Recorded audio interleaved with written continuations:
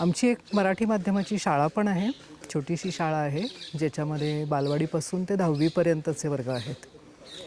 पण केवळ तेवढी शाळा म्हणजे आमची ओळख नाही आहे, तर आम्ही महाराष्ट्रभर एवढंच नव्हे तर महाराष्ट्राच्या बाहेरसुद्धा शिक्षणाच्याबद्दल लोकांच्याबरोबर काम करत असतो. एक तर मला बहुभाषिकता म्हणजे नक्की काय हे समजून घ्यायचं होतं.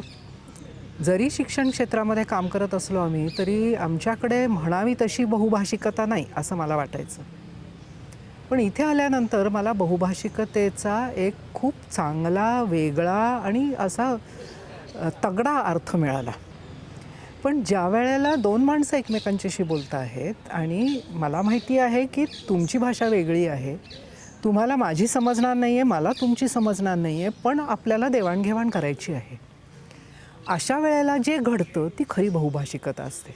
परिषदेच्या अंतर्गत त्याच्यामध्ये एक तगडी चर्चा झाली, ती पुस्तकांच्याबद्दल झाली, की पुस्तकं विशेषतः बहुभाषिक पुस्तकं आपल्या शाळांमध्ये का यावीत, आपल्या मुलांपर्यंत का पोचावीत.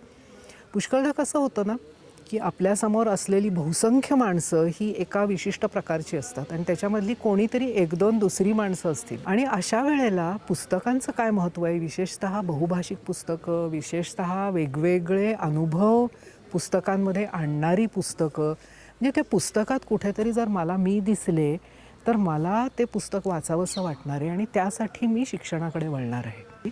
आणि इथे आल्यानंतर असं वाटलं की वाह क्या बात आहे, काय काय मला मिळालं, किती लोकं मला भेटली आणि त्यांच्याबरोबर माझा इथून पुढचा प्रवास जो आहे तो खूप जास्त छान होणार आहे असं मला वाटतं संपूर्ण या शिक्षण क्षेत्रामध्ये.